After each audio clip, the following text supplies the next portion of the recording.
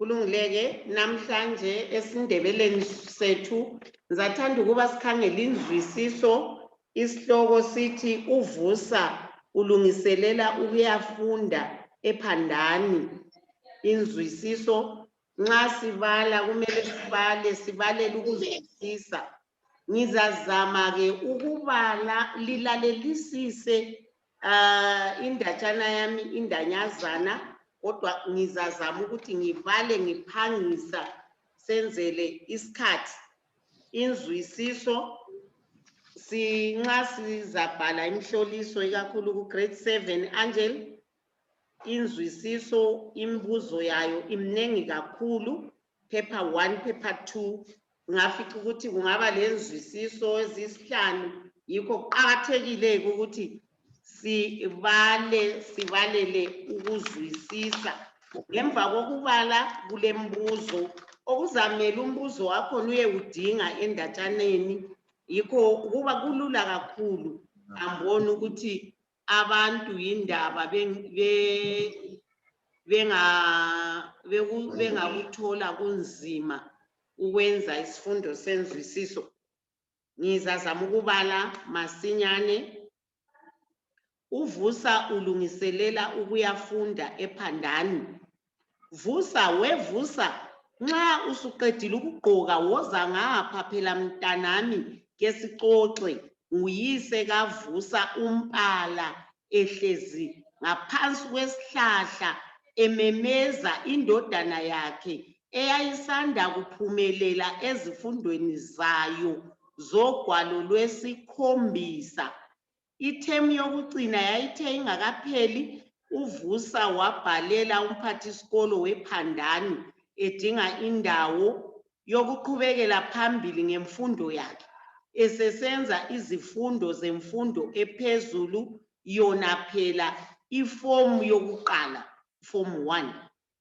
Uvusa wathi esizwa uyise ememeza wakopela ihembe yakhe ngokuphangisa waphuma endlini. Ngokuphangisa wafika waguqa phambi kukayise wathi, "Sengifikile baba. Hlala phansi mntanami. Selifikile ilanga ebesilimelele sonke kususa umbala.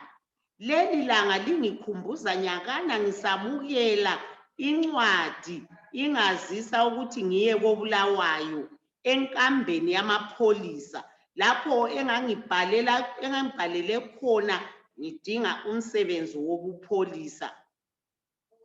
Lanxa sasibizwe silitshumi kwaqhatshwa mina labanye ababili kuphela. Ngithe uyakunanzelela ukuqakatheka kokubizwa ngabaphathi bendawo ofuna ukusebenza kuyo kumbe isikolo ofuna ukufunda kuso. Yiyo phela i-interview oyakiyo lamuhla. Ngithemba uzaveza bonke ubuntu bakho mntanami. Yikho esikwenzayo lathi sinje emsebenzini yethu lasempilweni yethu yonke. Njengoba usiya ku-interview yefomu yokuqala, abaphathi besikolo lesi bafuna ukubona ukuthi ungumuntu onjani. Ukuziphatha kuhle yinto eqakathekileyo kakhulu empilweni yomuntu wonke. Lanxa uphumelele ezifundweni zakho, akufanelanga ukhohlwe ukuthi abaphathi besikolo bafuna umuntu oziphatha kuhle. Lokhu ungakutshengisela ngendlela ezinengi ezigoqela ukungena kwakho ehofisini kumphathisikolo, ukuhlala phansi, ukubingelelana lomphathi lokuphendula imibuzo. Akufanelanga ukuthi nxa ungena ehofisini uqonde isihlalo ufike uhlale ungatshelwanga ukuthi wenze njalo. Umntwana ohloniphayo ufika ame ngezinyawo, amelele ukubingelelwa ngumphathi, abesemelela ukuphiwa isihlalo. Njengoba sengitshilo, okunye okuzatshengisa isimilo sakho zimpendulo zakho zemibuzo ozayibuzwa ngumphathi. Kufanele nxa uphendula utshengise inhlonipho enkulu. ungaze waphendula ngani uxoxa losowenu. Ukuzotha lokhu akutsho ukuthi ungangena ehofisini kamphathisikolo uphendule ube yisithutha. Kufanele ukuthi ube ngumuntu ovusileyo ekhanda. Kulula ukuthi umphathi abone ukuthi nxa uphendula imibuzo ukhuluma iqiniso yini kumbe hatshi. Ungakhuluma amanga uyabe usutshengisele ukuthi asomuntu othembekileyo. Ngakho kungenzeka ukuthi ungayizuzi indaba. Okunye njalo kuqakathekileyo yikugqoka kwakho. Banengi abancitshwa umsebenzi kumbe indawo yesikolo ngendlela abagqoke ngayo. Phela abanye ufica bengakamanga, impahla zingcolile kumbe zilengalenga zingaqondakala ukuthi zingumhlobo bani. Ukuzejayeza umkhuba ukugqoka kuhle kuvele kuyinto enhle kakhulu empilweni. Ngiyaphinda njalo ukugcizelela ukuthi nxa usuphambi komphathi kufanele uziphathe kuhle. Abanye phela ufica bezanwaya bekhangela phansi angani balamahloni kumbe bebamba lokhu lalokhu. Ukuziphatha okunje yikho okuphanga kunanzelelwe ngabaphathi njalo yikho okwenza babone ukuthi ungumuntu ozithembileyo kumbe hatshi. Okokucina mntanami ebengifuna ukukukhumbuza khona ukuthi kufanele uhambe ulungiselele ukuthi ungabuzwa loba yiphi imibuzo mayelana lempilo yakho. Imibuzo abajayele ukuyibuza mayelana lezifundo zakho lokuphumelela kwakho kulezi zifundo. Ungabuzwa njalo ngobungcithi bakho ezintweni ezehlukeneyo ukuthi uyakufisa yini ukuba ngumkhokheli lo msebenzi ofisa ukuwenza nxa usuqedile. Kodwa-ke kufanele ube leqiniso ukuthi nxa uphendula kawusengi lezi mithiyo ngoba abadala bathi okulempondo akufihlwa.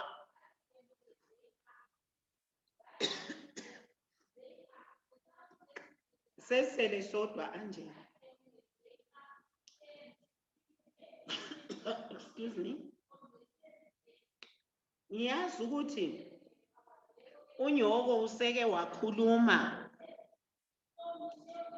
lawe. Ngithemba unyoko useqedile ukulungisela ukudla. Kanje sekugadwa ngemalini khathesi nxa umuntu esiya kwehlika ePhandani. Ngizwe uThemba Dumane ofunda khona esithi imali yebhasi seyakhwela. Nyake ngibingamadola amabili alamasenti angama-50 kodwa khathesi sekungamadola ama3 ngovusa lowo. Angela usekavusa wayexoxa daba bani le ndodana yakhe. Sesele sobabili. Babexoxa ngani? Unmute Angela. Umphendule. Babexoxa ngani?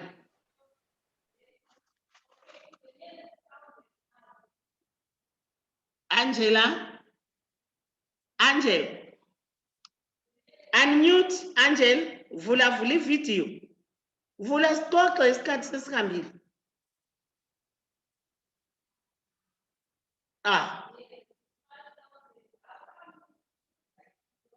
Babexoxa ngani Angela? Vula ivideo. Ngakutshengisa uBrian ukuthi kuvulwa ngaphi, usivulele.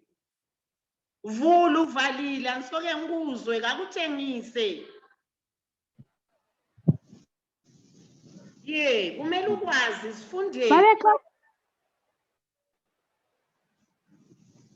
Babexoxa ngendaba yakavusa yokuthi engene esikolo. Babexoxa ngokuthi uvusa ngaphi esikolo. Kanje wayesiya ufuna indawo yokufunda luphugwana. Ephandeni. Ugwalo lwesingaki Angela ugwalo. Wayesiyafunda luphi wayedinga indawo yokuyafunda luphi ugwalo? Form 1. Yeah, uform 1, very good. Ukuguqa kukaVusa phambi kukayise kusifundisani ngokuziphatha kukaVusa. Wafika uVusa kazange ame phambi kukayise kodwa waguqa kusifundisani. Ukuhlonipha. Yeah, very good. Very good. Nxa usekaVusa esithi selifikile ilanga ebesilimelele sonke, utsho ilanga lokwenzani? Wayekhuluma ngelanga bani? Lalingelokwenzani leli langa?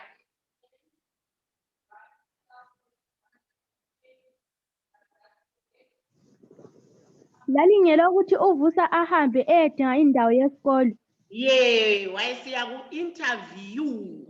Very good. Kwakuyi-interview. Uthe nabangaki abantu abaqhatshelwa umsebenzi wobupholisa nyakana yena usekaVusa ebizelwa i-interview yalowo msebenzi? Uthe baba bangaki? Xa ukulalele mbali. Abathathu. Very good, Angel.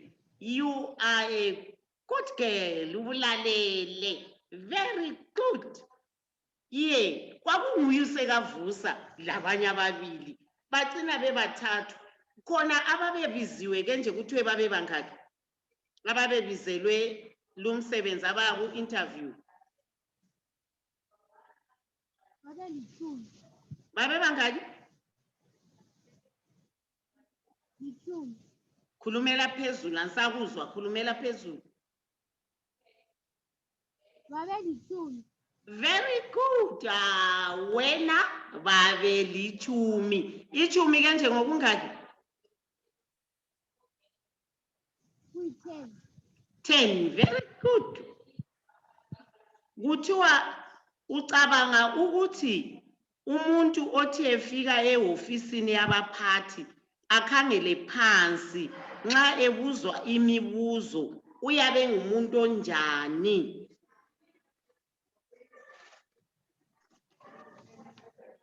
Angisezwa, khulumela phezulu, khulumela phezulu.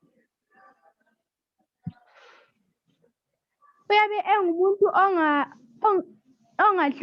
ongahloniphi. Hayi, ayisikho ukuthi kahloniphi, kodwa umuntu onjani, ulani? Umuntu okhulunywa la yabe khangela phansi. Ulenhloni. Yeah. Uyabe lenhloni. Yeah, ngolenhloni. Very good. Ngumuntu olenhloni. Umuntu omahlahla, umuntu onjani? Phonguba mahlahla.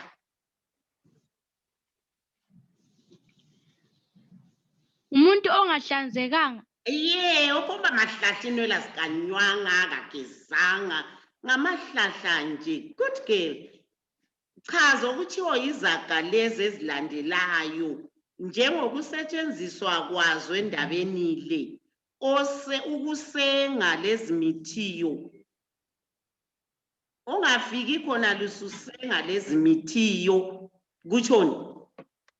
Ukusenga ezimithiyo? Zama. Yeah. Zama. Ukusenga ezimithileyo. Ikwenzani? Ikwenzani ukusenga ezimithiyo? Ikwenzani? Ukusenga ezimithiyo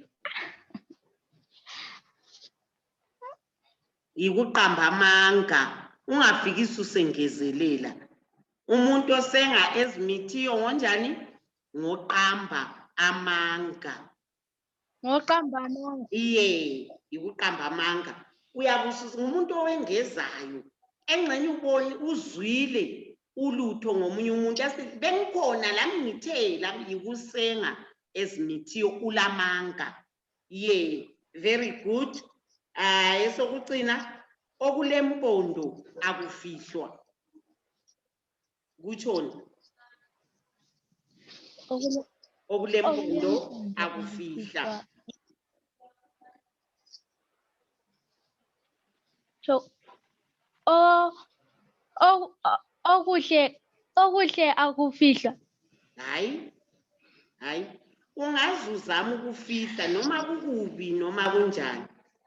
Nxa ungaze uvele uqamba amanga, kuyagcina kusazakala kuphela. Ngiyabonga Angel isikhathi sakho.